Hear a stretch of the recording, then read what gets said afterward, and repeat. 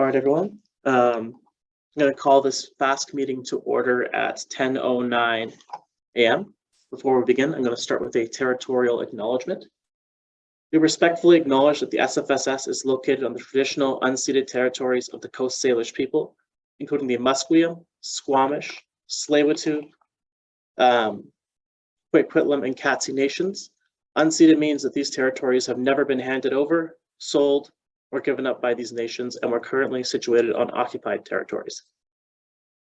Next will be the roll call of attendance. I'll start with myself. Hi, my name is Abby. He, him pronouns, and all my access needs are met. Next, we have the VP internal. Hi, everyone. My name is Judith. She, her pronouns, and all my access needs are met.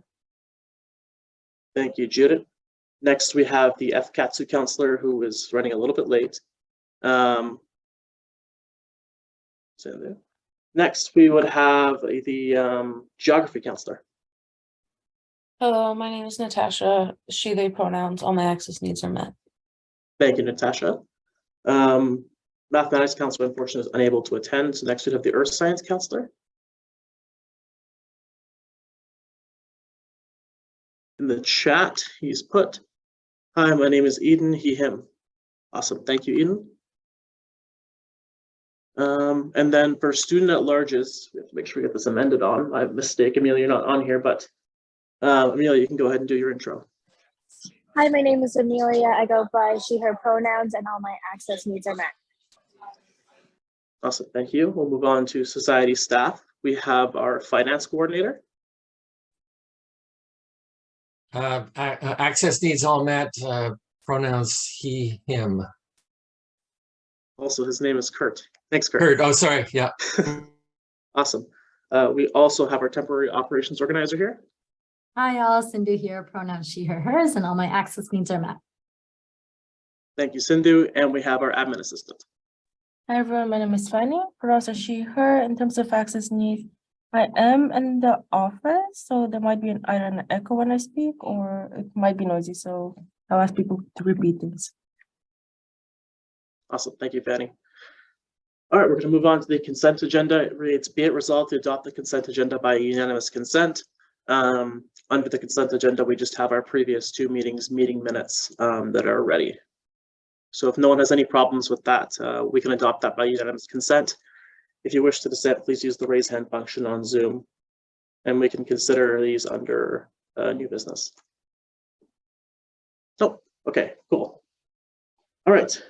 Next is motion 5, adoption of the agenda. It reads, be it resolved to adopt the agenda as presented. Can I get a mover, please?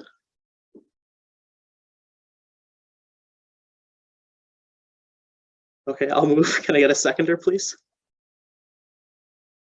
Deep internal. I see Eden in the chat. Thank you. Sorry, Judith. Any discussion on this? Okay, I don't see any. So we'll seek unanimous consent on this.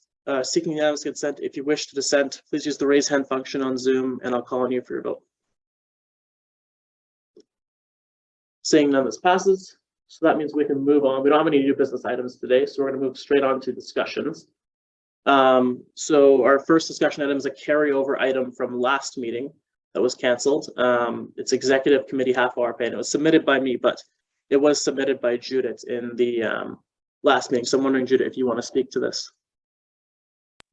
Yeah, so a couple of things are happening, and I want to discuss this before I bring anything formal here, but it appears, as some of you may know, I have an issue with our half-hour policy, especially for executives.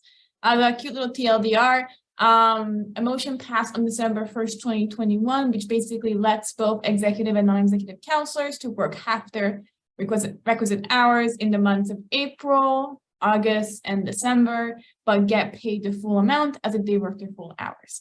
Now, I have no interest in touching the non-executive counselor stipend, as it is absolutely ludicrous for us to even look at that, given the fact that they get paid so little already. But the executive stipend, I have a massive issue with, because executives are meant to work 60 hours bi-weekly on a normal work cycle, but in those months, they're working 30 hours bi-weekly, which is a massive difference between 30 to 60 hours versus 20 to 10. So in essence, I want that policy gone, and unfortunately, I cannot hit delete on that policy for executive committee without taking it to FASC because it counts as a remuneration motion under R12. So I am here to get FASC's take before I bring a motion to FASC, because according to policy, I cannot take it to council directly because they will redirect me to FASC anyway. But yeah, I want to get rid of that so executives can still work half hours, but only get paid 30 hours versus pay for 60. And based on my calculations, if we do that, we will actually save over $24,000 annually just by cutting that little notwithstanding clause. Executives can still work 30 hours bi-weekly in those months, I don't care. But you should not be getting paid for 60 hours when you're only working 30. So $24,000 could be used for bursaries, it could be used for large scale events. We can funnel it into literally any society project that students want. So yeah, I want to see if I bring this to FASC in the next meeting, will I get yelled at? Thank you, Judith. So if you want to speak on this, you can type list in the chat, LAST. I don't know why I felt the need to spell list there, but if you have any thoughts on that, you can throw that in there. I'll start off by saying I'm in favor of this because I think this is the only workplace that I know that pays you for not working. So yeah, it's kind of ridiculous to get paid for 60 hours when you're doing 30 hours worth of work. And I know a lot of execs like to go above and beyond and do more than 60 hours, but during exam time, this is something we should probably encourage people to, even if they don't have classes, take a little break. You know, it's a hard semester, people get burnt out. And again, if we're doing that, we can't be paying people for taking time off. That's simple for me. And that money can be used, as Jude said, to pay for a numerous amount of things, or even just cut down on our deficit and not make us look so bad, quite frankly. But yeah, did anyone else have any thoughts on this? You can also use the raise hand function on Zoom. I'll try and scroll through. Jude, you can go ahead. I can speak a bit more to this because there's a particular process that you need to go through when you're cutting a stipend or affecting people's stipends in general. So under R12, it basically outlines that you need to take it to FASC, or otherwise council will kick it to FASC. You don't really have much options there, but there is a requirement to give a period of notice to students to basically open it up for comments and about the proposed changes. So before that even gets taken to council to get voted on. So it's supposed to give at least no less than 4 weeks notice on society's website. So basically what's going on, students should know. Notification needs to include like an invitation for students to attend a special session of FASC, basically held specifically to students to give comments on this change. And this meeting cannot be held less than 2 weeks after the comment period has been like announced. So within the comment period, we need to hold a cute little meeting where students can come in and tell us what they think about this change. But yeah, that's something to keep in mind. It will be a process. It will take some time to get this done. But the idea of it would be that this would be already enacted starting April. So by April's time, hopefully, executives would only get paid for 30 hours, not for 60 for 2.5 hour times. And again, only for execs. There's no reason to cut it for council.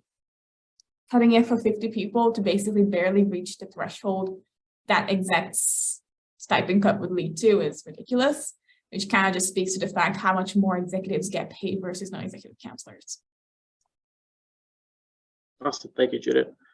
I was gonna say something, I'm totally blanked, but yeah, thanks for that clarification. If anyone else has any thoughts, I'm gonna retract my list. If anyone else has any thoughts, feel free to chime in.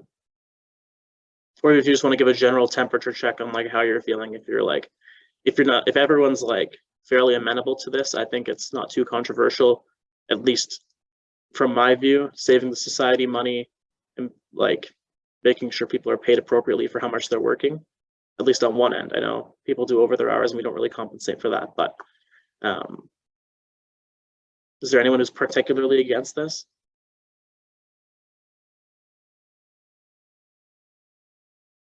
Anyone who's going to yell at Judith? I don't see anyone saying anything. So, Judith, if I were to give you a temperature check, looks like we're okay. That's my guesstimate. If we're okay, then we can move on to our next discussion item if no one has anything else to say.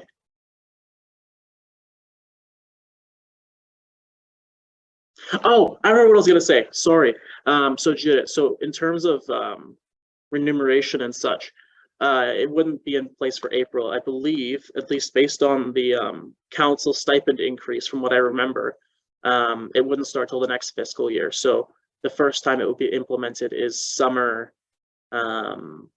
stipend. Oh, go ahead, Judith, you have a direct response. That would be normally the case, except all we're really changing is revoking a policy that was put in place specifically for the half-hour policy. That would actually apply to us still. So let's look at our little stipends snipped, which is kind of the point. So we can start the savings this year. Gotcha. Thank you for the clarification. Okay. Yep. If no one has anything else to say to it, we can move on to 10.2. Give you guys like 3 seconds. 3, 2, 1. Okay. Thanks, Judith. Moving on to 10.2, involvement of new facilities manager with finance. So I'm just going to pull up my notes here, but John and I had a meeting last week.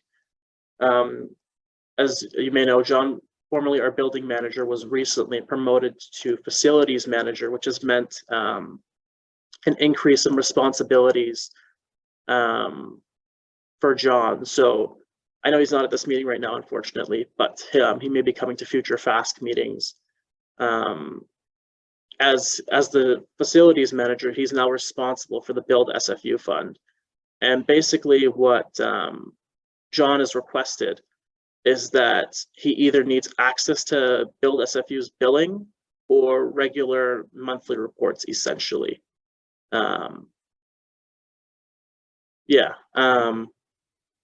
So I don't know if anyone wants to chime in, either Sindhu or Kurt. If you have anything you can add to that, feel free to list in the chat.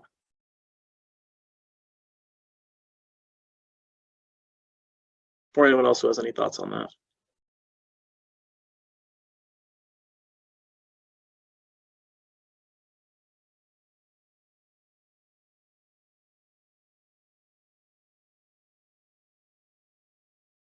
Also, I'll throw Judith through this in the chat from his job description. Collaborate with finance department and the space oversight committee to oversee the health of the space expansion and Build SFU funds. Thank you for that. Yeah, this Kurt or Cindy, if you want to chime in on how finance can help support that at all, that would be great.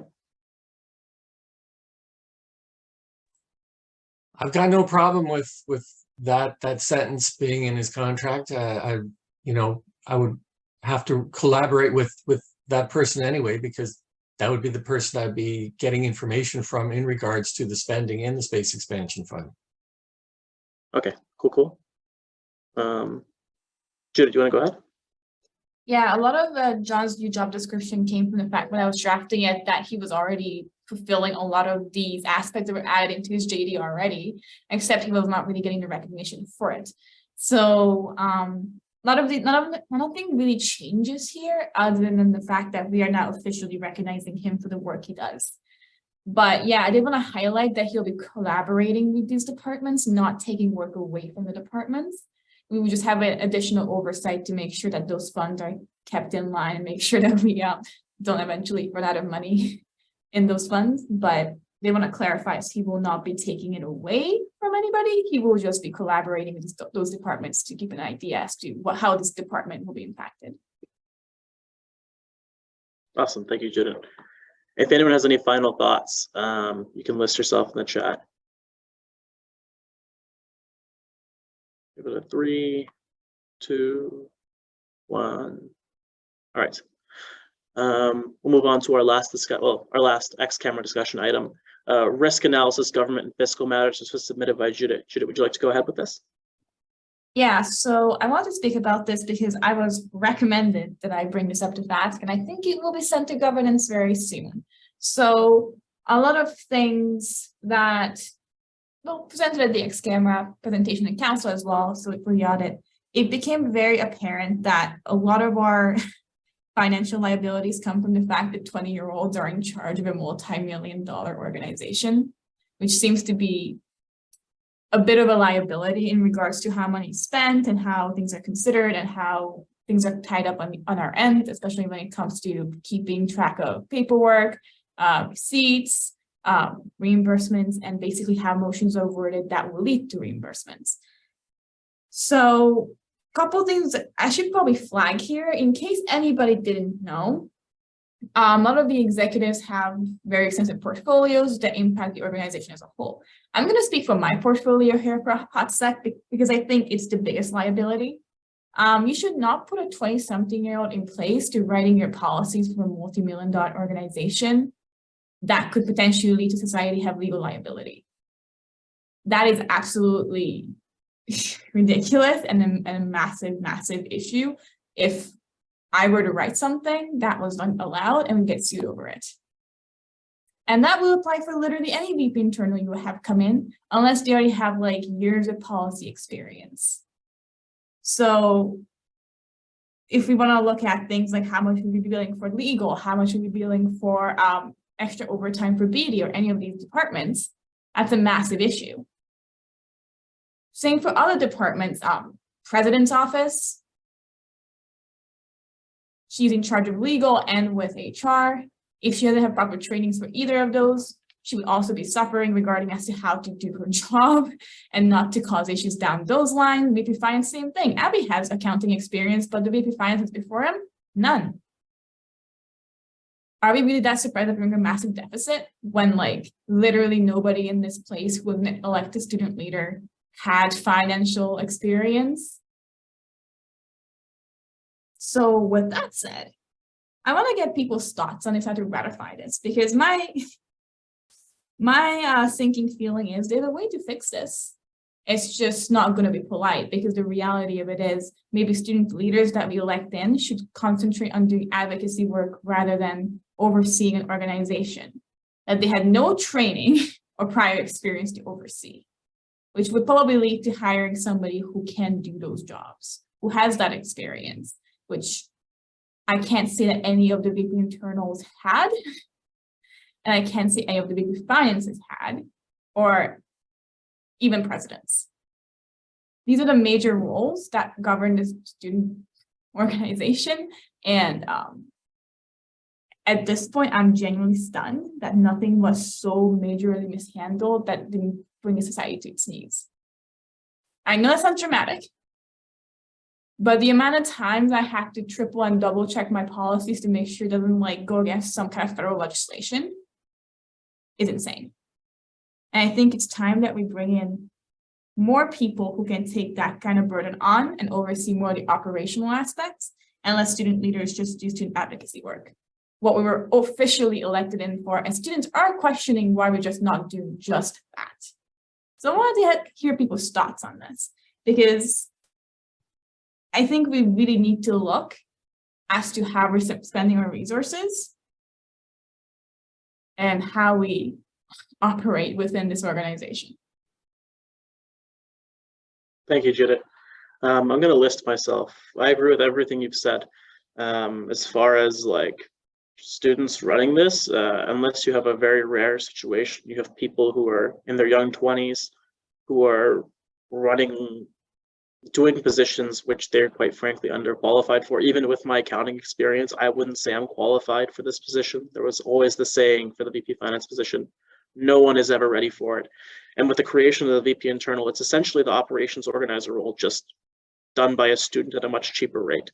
And not quite as handling as sensitive matters, but handling matters that are extremely important, like policy that can affect the society in major ways. And I agree that a lot of this stuff that's onerous and has huge liability should be shifted onto staff who have been trained or have been qualified for this. But we already have our current staff working at close to capacity. So that would have to mean some sort of restructuring of this governance model. And I think in general, a look at, this wouldn't be a FASC thing, but some sort of review of this governance model and seeing its effect compared to compared to previous governance models and seeing the effect it's had, the costs and all that, I think is something that would be good to do. Judy, yeah, you're next on the list. Go ahead. Yeah, I don't think I can say more X camera, so I'm gonna move to go in camera. Okay, Judith's moving to go in camera. I'll second that. Second. Oh, okay, Rascal can second. Does anyone wish to, sorry, you know what, I'm just gonna call, sorry, brain frazzled. I'm just gonna ask for a vote on this. Seeking unanimous consent, if you wish to dissent, please use the raise hand function on Zoom, and I'll call on you for your vote. Okay, this passes. I'm gonna pause the recording. All right, everyone, we're gonna move to go X camera. So be it resolved to go X camera. I'm gonna move that. Can I get a seconder, please? Second. F Katsu seconds. Any discussion on this? Nope. All right. Seeking unanimous consent. If you wish to dissent, please use the raise hand function in Zoom, and I'll call on you for your vote. There's none. All right, we're back X camera. We basically ended up having our in-camera discussion there. So I guess I'll move to strike this next in-camera from the agenda. I don't know if I need to, or if we can just skip it. We just skip it, I guess. Or is it, Judith, do you have any idea on that, if you don't mind, Vice Chair?